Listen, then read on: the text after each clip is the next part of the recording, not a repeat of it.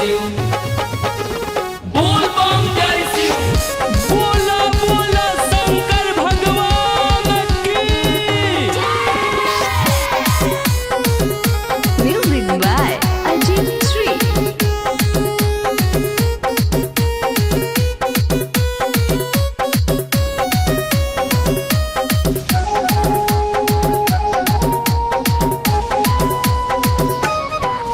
बाबा शादी कराई दमोर बाबा शादी कराई दमोर चल ढारब भोरे भोर बाबा शादी कराई दमोर चल ढारब भोरे भोर 2 साल से नहीं होई छै शादी कहिया पुरैबो छमोर बाबा शादी कराई दमोर चल ढारब भोरे भोर हे बाबा शादी कराई दमोर जल ढारब भोरे भोर जय जय जय शिव जय जय जय Shiv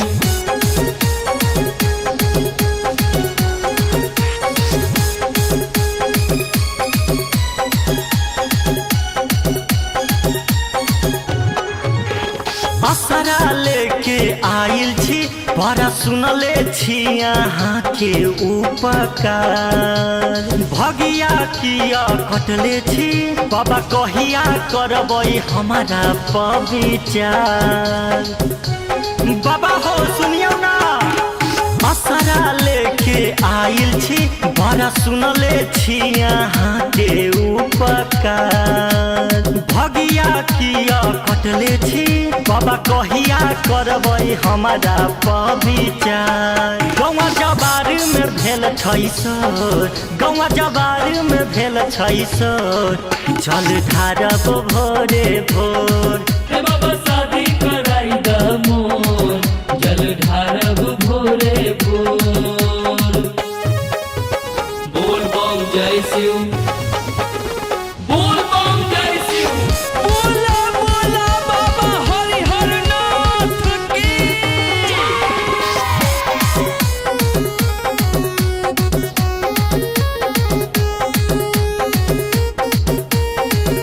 Music by Ajit Sri.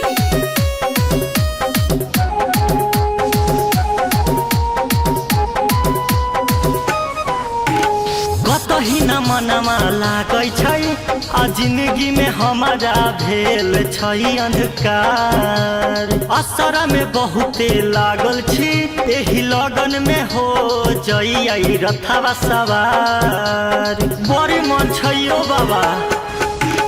कतही न मनमा लागै छै आ जिंदगी में हमारा भेल छै अंधकार असरा में बहुते लागल छी एही लगन में हो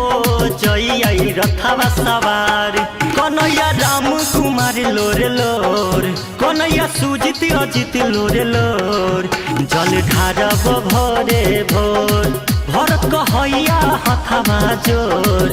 जल ढारब भोरे भोर।